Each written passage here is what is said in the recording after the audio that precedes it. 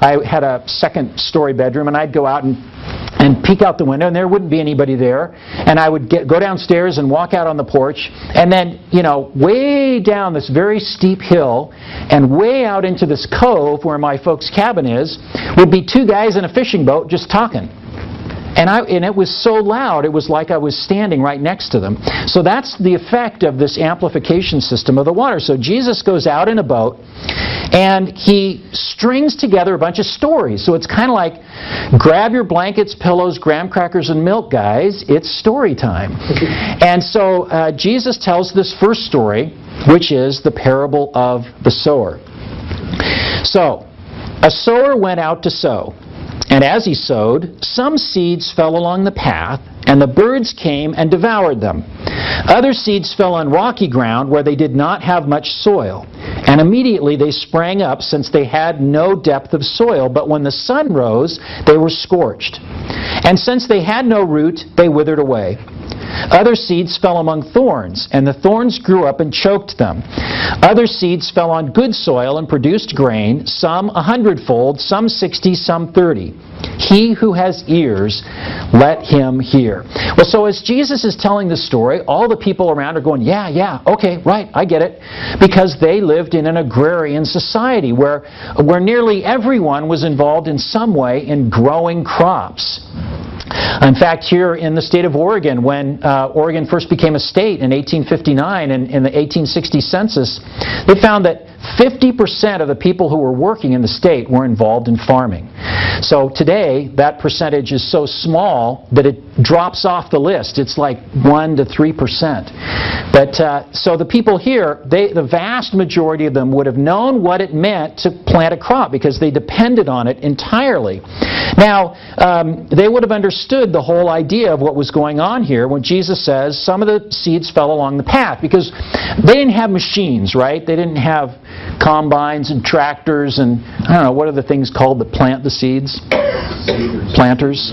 Seed drills? Black & Decker makes those, or what? No. Anyway, they didn't have the equipment that we have, the mechanized farming that we do today. So, the farmer would have a sack of seeds slung over his shoulder, and he'd walk out into the field, and he would just start throwing seed out like this, all over the place. And the hope was that some of it would go down into the soil and would get roots and would grow and would bear a crop. But as you may be aware of, because of the whole thing where Jesus was walking through the fields and taking the grains out of the field, well, the roads just went right through the middle of these farms. Well, they do that around here, too, to some extent. Our local roads and highways at one point were just dirt roads through a bunch of crops. Well, so as people walk along a path, what happens? The soil gets very hard and compacted, and any kind of weeds or plants that grow up get trampled underfoot, and so you end up with a road or a pathway. So some of that seed would fall on the path, and what's it going to do? Boingy, boingy, boingy, right? It's not going to go in anywhere. And the birds are flying overhead. They're looking for a little treat. And they fly down and they pick up the seed and off they go with it. So, okay, that makes sense.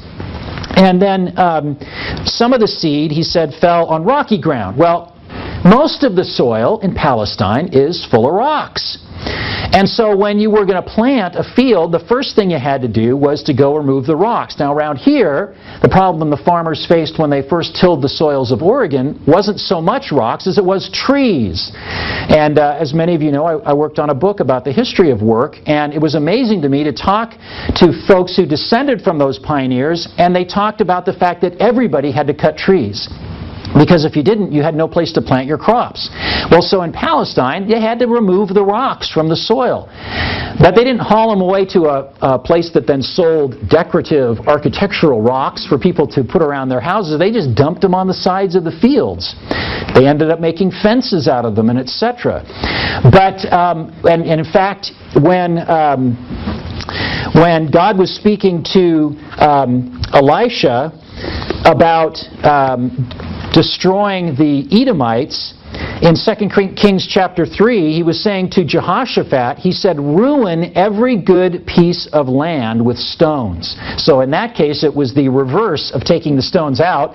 In order to keep them from growing crops, they would throw the stones back on. Now, in the case where some of the seed would fall among the stony ground, there's a little bit of soil there. It would tend to collect moisture.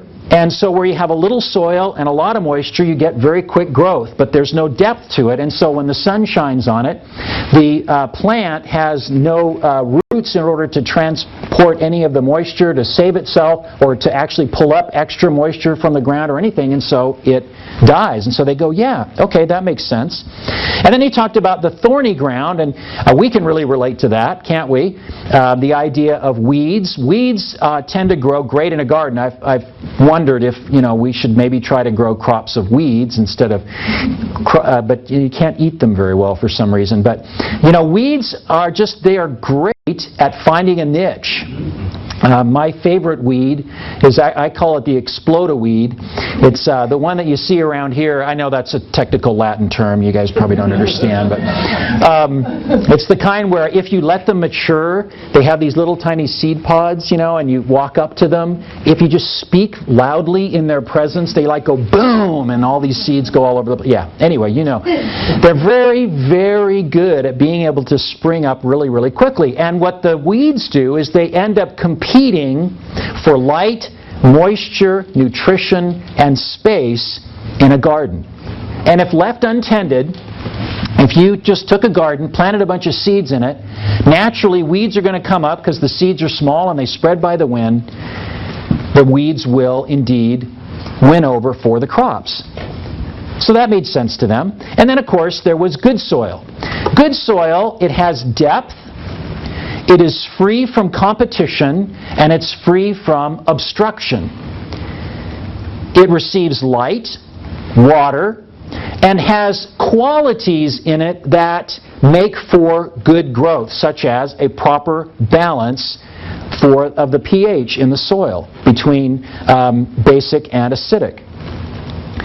So Jesus says that in the good soil, there was a crop. And in some cases, that crop was 100-fold. Now, a farmer in those days, if he had gotten a 10-fold increase from what he planted, would have been incredible. 100-fold would have been absolutely amazing, not totally unheard of, but they would go, wow, that's great. What a great story. And then Jesus ends it just by saying, he who has ears, let him hear.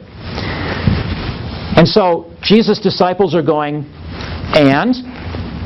Your point is, what does this all mean? A great story, Jesus. Really loved that little lesson on farming, he says to a bunch of fishermen. So they go up to him in verse 19, or verse 10, and said to him, why do you speak to them in parables? And it's kind of funny, isn't it, how they say that? Why, Jesus, do you speak to these people in parables like, oh, we know exactly what's going on, but, these people, why are you speaking to them? Because as we find out, they'll go, Jesus, what's it mean?